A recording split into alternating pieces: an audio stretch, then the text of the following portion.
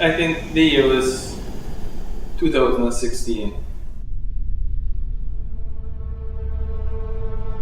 It's supposed to be below 4. Anything above 4 would be cancer. I think mine was at that point 4.5. I went to my family doctor, Dr. Prince Ramsey, and I was doing my regular checkup. And after I went for my results, he said, Ken, I think you need to go and have a look at your prostate because the figures are going, which is the PSA figure. As you know, they're supposed, even though you don't know, they're supposed to be below 4. Anything above 4 would be cancer. I think mine was at that point 4.5. So he sent me to have a look at it.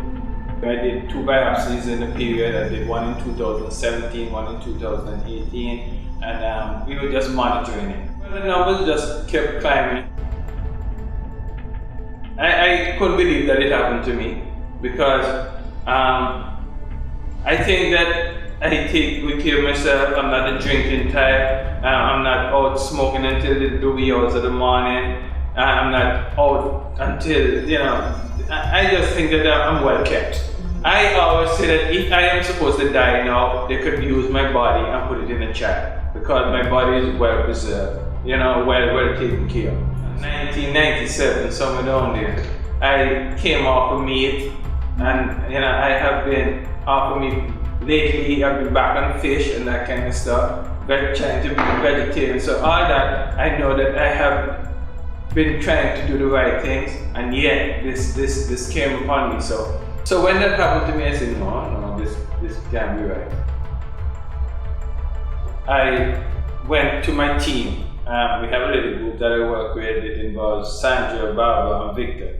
And I went and I threw the cards on the table and said, guys, this is the situation from 2016 to now. This is the situation itself been climbing, and I need to get a second opinion. Yes, a second opinion. I've been telling you about Dr. Mansour for the longest while. I think you should go, and if, listen to what he has to say, maybe he might run the next series of tests.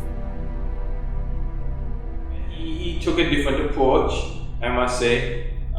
There were times when he would call me at 10 in the night and during the day, regular day, on my job, and he would ask me some questions. He asked me questions about my mother, my father, because my mother had breast cancer, my father died from prostate cancer, and he said he had to level with me. He told me because of this situation, it meant that I'm high risk. So we had to take it more seriously, very seriously, and we had to work on it aggressively. He was doing his research, and then we decided what we were going to do.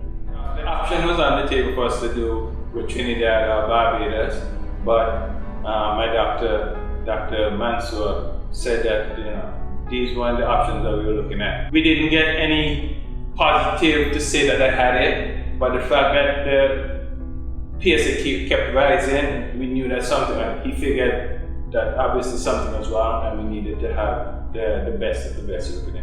They have a cancer center at Mount St. John, so let me just go and check,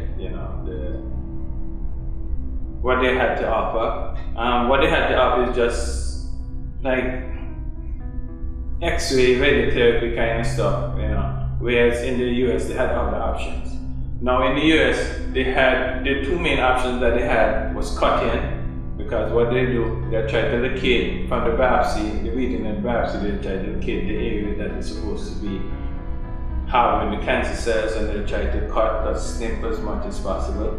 But the problem is that, with that, according to my doctor, is that cutting can sometimes mean that they have to cut too much. Or sometimes they cut and then realize they didn't cut enough, and they go back and cut and cut and cut. And all this cutting can make things bad. So we had to throw the one out the window because they said there was a more advanced way of dealing with it.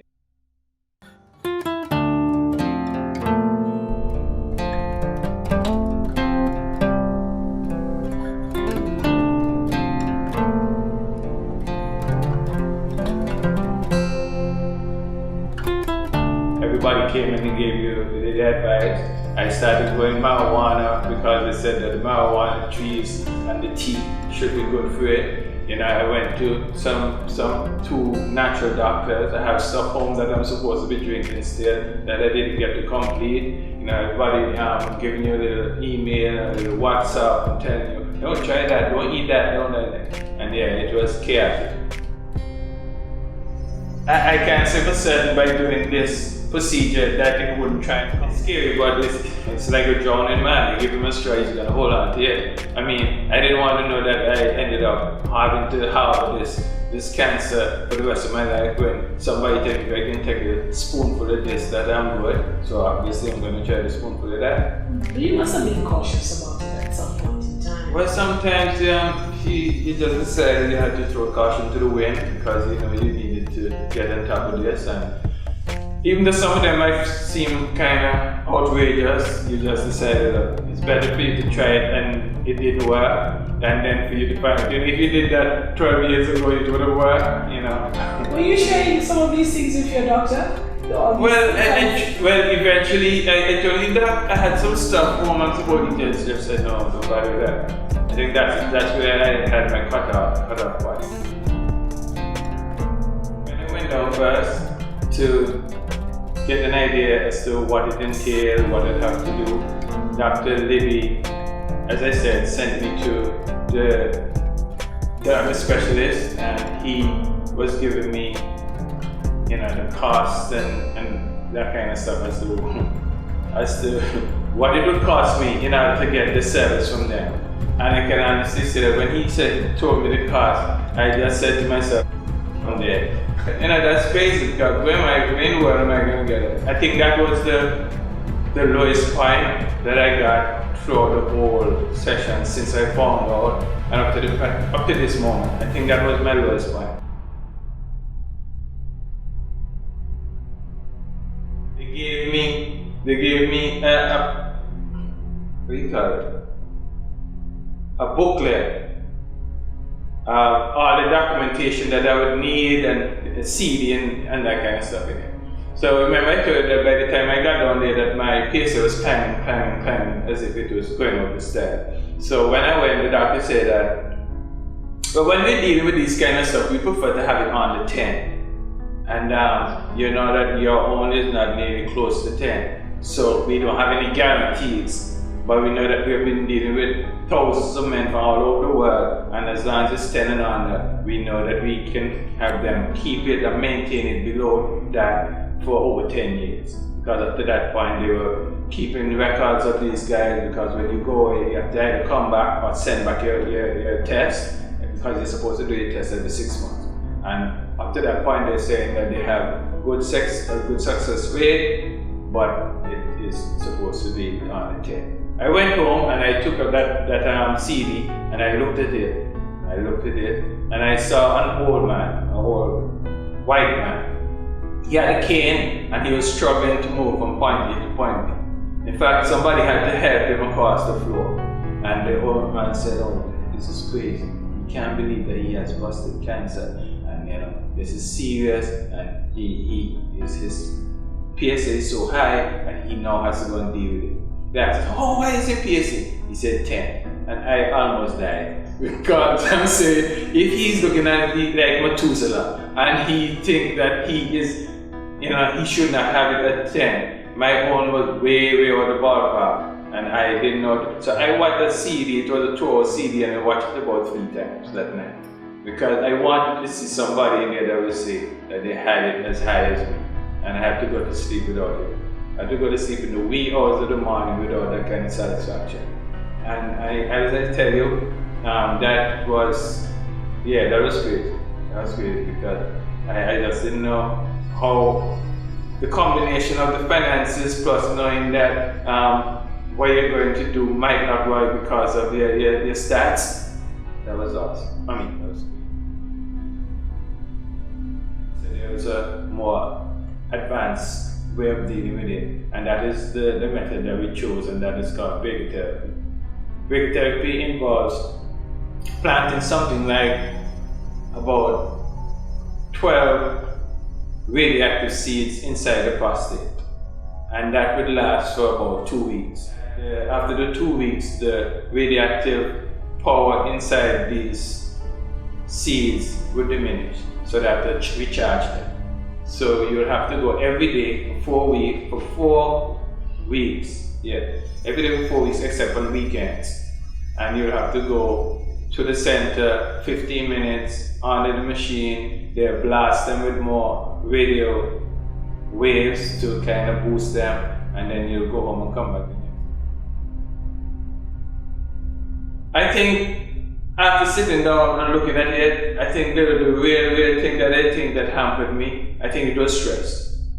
I think stress was the one that messed me up. Because there are times that I know I've been frustrated, there's times that I know that things get to me, and I could see myself being stressed out for those reasons. And I think that is it. So I decided that now I'm back, I'm not going to do the stress thing anymore. It's going to be a Ken thing, and it's going to be things that make Ken happy.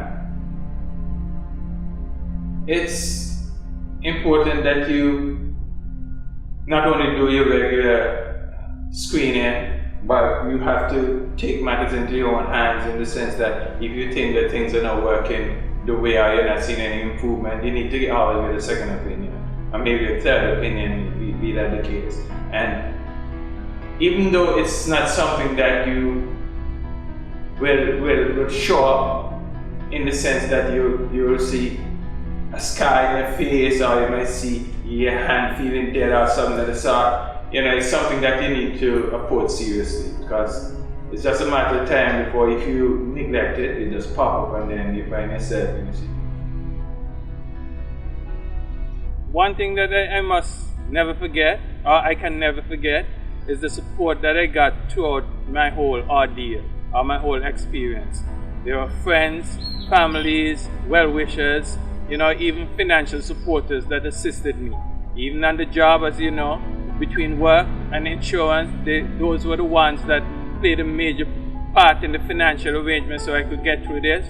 And I really don't know what would have happened if I didn't have all these support lines with me. The prayers were even very important as well. And my sister in the US, my family in the US, my nieces and that kind of stuff, everybody played a part. So even though you see Healthy Ken being back here, it wasn't just Ken alone. Everybody came together to make it possible. So I want to say thank you to each and every one that played their part. Thank you. As you can imagine, this is a journey. This is not an overnight thing. So what my doctor has requested of me is that after I get back home, that every 6 months I'm supposed to do my blood work to get my stats on my PSA. And so far I've done 2. I would then send them to my doctor, Dr. Mansour here, who would send them off to Georgia, the clinic in Georgia. And so far my digit has been way below 4, where it's supposed to be. So I'm good.